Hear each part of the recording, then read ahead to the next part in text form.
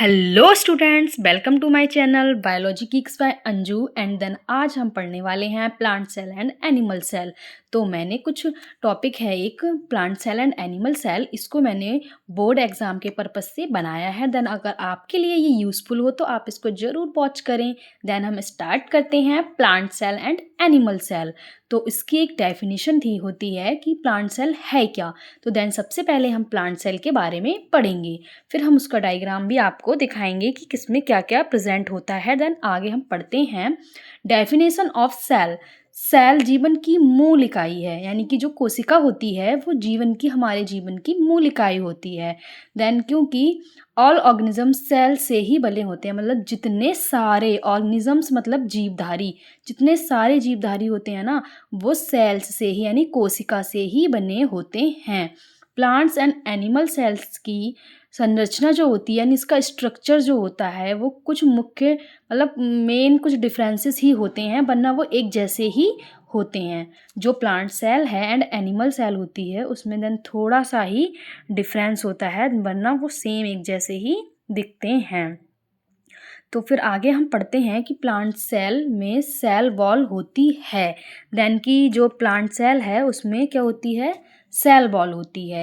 यानी कि आप देख सकते हैं ये रही प्लांट सेल और यहाँ पर देख सकते हैं आप ये इस तरीके से, ये है इसकी सेल बॉल, है ना। जो सेल बॉल होती है वो इसको बिल्कुल कवर करके रखती है एंड देन इसको प्रोटेक्शन का वर्क करती है कि जो अंदर के ऑर्गनल्स होते हैं उनको क्या रखती है, बिल्कुल कवर्ड एंड प्रोटेक्ट करके।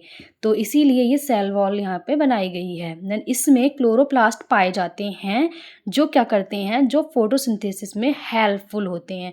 यानी कि इसमें क्या होते हैं, बहुत सारे क्लोरोप्लास्ट होते हैं, जैसे कि आप देख सकते हैं ये है ग्रीन कलर के, ये सारे क्या हैं, क्लोरोप्लास्ट होते हैं।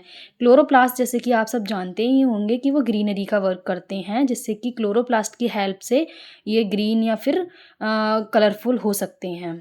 तो फिर इसके लिए मदद करते हैं। एक बड़ा सेंट्रल वैक्यूल होता है जो पानी और पोषक तत्वों की को कलेक्ट करता है। इसमें एक बड़ा सा देख सकते हैं आप वैक्यूल, ये है जो पर्पल कलर का मैंने बनाया है, ये देख सकते हैं ये वैक्यूल है, ठीक है।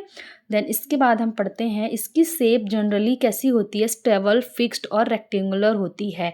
मतलब आप देख सकते होंगे कि ये प्लांट सेल है, इसकी जो शेप है वो किस तरीके की है, इसका आकार कैसा है।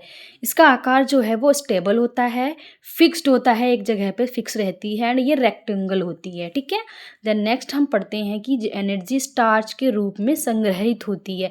मतलब यहाँ पे इसमें जो भी प्लांट सेल में एनर्जी होती है यानी कि ऊर्जा होती है वो यहाँ पे स्टार्च के रूप में कलेक्ट कर ली जाती है। देन हम आगे पढ़ते हैं कि सेंट्रियोल्स अब्सेंट होते हैं, यानी कि जो प्लांट सेल होती है उसमें जो सेंट्रियोल्स होते हैं वो नहीं पाए जाते हैं, ठीक है ना। फिर नेक्स्ट है लाइजोसोम्स जो होते हैं वो बहुत ही लेस अमाउंट में, मतलब कि जो लाइसोसोम्स होते हैं वो होते तो हैं बट कम कम मात्रा में इसमें पाए जाते हैं। देन आप देख सकते हैं कि इसमें स्मूथ एंडोप्लाज्मिक रेटिकुलम ये है, इसमें प्रेजेंट है। माइटोकॉन्ड्रिया इसमें प्रेजेंट है, ये देख सकते हैं आप। देन ये है न्यूक्लियोइड्स प्रेजेंट होता है, न्यूक्लियस प्रेजेंट होता है, प्रोक्सीसोम्स जो होते हैं वो भी होते हैं। फिर रफ एंडोप्लाज्मिक रेटिकुलम यानी कि RER इसको शॉर्ट फॉर्म में लिख दिया है, ये है रफ एंडोप्लाज्मिक रेटिकुलम, ये भी यहाँ पे प्रेजेंट होता है। देन ये देख सकते हैं आप गोल्जी बॉडी भी यहाँ पर बहुत अच्छे से प्रेजेंट दिखाई गई हैं। माइक्रोट्यूब्यूल्स होते हैं, ये देखिए जो पतले पतले हैं, और राइबोसोम्स भी इसमें प्रेजेंट हैं जो ये हमने स्काई ब्लू कलर के बना के रखे हैं। देन अमाइलोप्लास्ट प्रेजेंट होता है, क्लोरोप्लास्ट तो मैंने बताया ही आपको। Then cell wall, vacuole and cytoplasm and ये सेल मेम्ब्रेन्स होती हैं इसकी। तो ये इसका एक शॉर्ट सा मैंने इसकी समरी बना दी है, तो आप सब देख सकते हैं। आप इसकी अगर चाहें तो स्क्रीनशॉट भी ले सकते हैं। देन एक देख सकते हैं आप, ठीक है। देन हम आगे बढ़ते हैं, अब हम पढ़ते हैं एनिमल सेल के बारे में। तो एनिमल सेल भी किस तरीके से होती है कि एनिमल सेल में सेल वॉल नहीं होती है।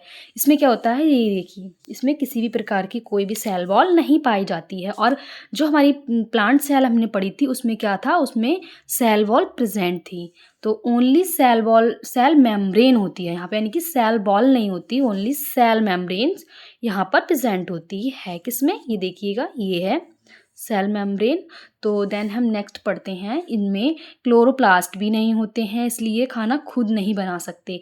मतलब जो एनिमल सेल्स होती हैं इनमें कोई भी किसी भी तरीक़ा का कोई भी क्लोरोप्लास्ट नहीं पाया जाता है, इसी की वजह से ये खाना भी नहीं बना पाते हैं। और ये देख सकते हैं आप, इसमें कई मतलब बहुत सारे छोटे-छोटे वैक्यूल्स होते हैं। ये देखिए इसमें वैक्यूल्स हैं ना छोटे-छोटे से, तो इसमें वैक्यूल्स प्रेज़ेंट होते हैं तथा इसमें कभी-कभी नहीं भी होते हैं। मतलब बहुत माइनर होते हैं, कभी-कभी होते हैं एंड देन कभी ना होते हैं। तो फिर इसका क्या है कि इनका आकार जो होता है वो इर्रेगुलर और राउंड शेप का होता है।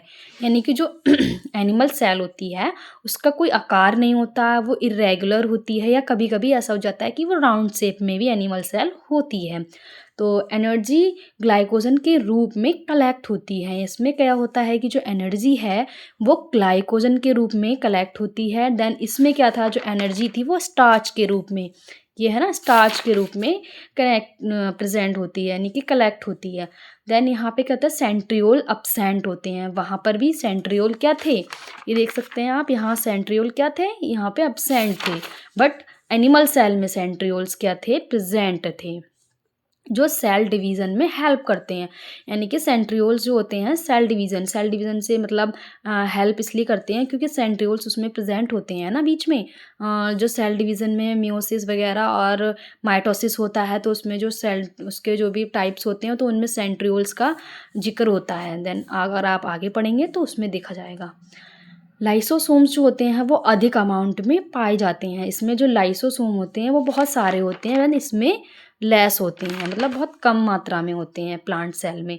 तो ये आप देख सकते हैं, ये हमारी रही एनिमल सेल, और इसका देख सकते हैं आप कितना प्यारा सा डायग्राम बना हुआ है। देन इसमें हम देखते हैं क्या क्या है। लाइसोसोम तो है, सेंट्रियोल्स भी है, then cytoplasm, cell membrane, vacuole, peroxisomes, आर मतलब कि rough endoplasmic reticulum, and then nucleus, nucleolus and mitochondria, and smooth endoplasmic reticulum, ribosomes, microtubules. इसमें बहुत सारी चीज़ें सेम हैं, जैसे कि प्लांट सेल में है वैसे ही एनिमल सेल में है, और कुछ जो है वो नहीं है। जैसे कि कौन कौन सी नहीं है, कि इसमें देखिए सेंट्रियोल प्रेजेंट है, उसमें नहीं था। इसमें लाइसोसोम अधिक होता है, इसमें कम होता है।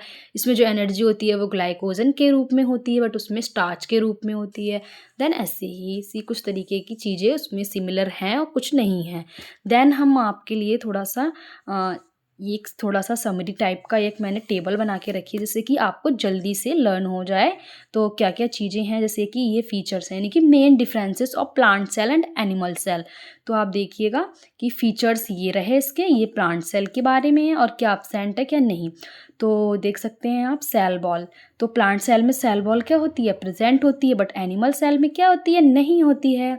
क्लोरोप्लास्ट क्या होता है, प्रेजेंट होता है, और एनिमल सेल में अब्सेंट होता है। वैक्यूल विग सेंट्रल वैक्यूल होता है, बट इसमें क्या होता है, एनिमल सेल में छोटे छोटे से वैक्यूल्स प्रेजेंट होते हैं।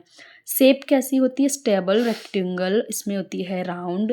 देन सेंट्रियोल्स कैसा होता है, अब्सेंट होता है भाई प्लांट सेल में, और इसमें प्रेजेंट होता है। एनर्जी स्टोरेज होती है किसके रूप में, स्टार्च के, प्लांट सेल में स्टार्च के रूप में, और ग्लाइकोजन के रूप में होती है एनिमल्स में। एंड देन लाइसोसोम लेस होता है, एंड एनिमल सेल में मोर होता है। तो उसके आगे हम पढ़ते हैं कुछ इजी ट्रिक्स मैंने आपके लिए बनाई हैं, जैसे कि इजी ट्रिक टू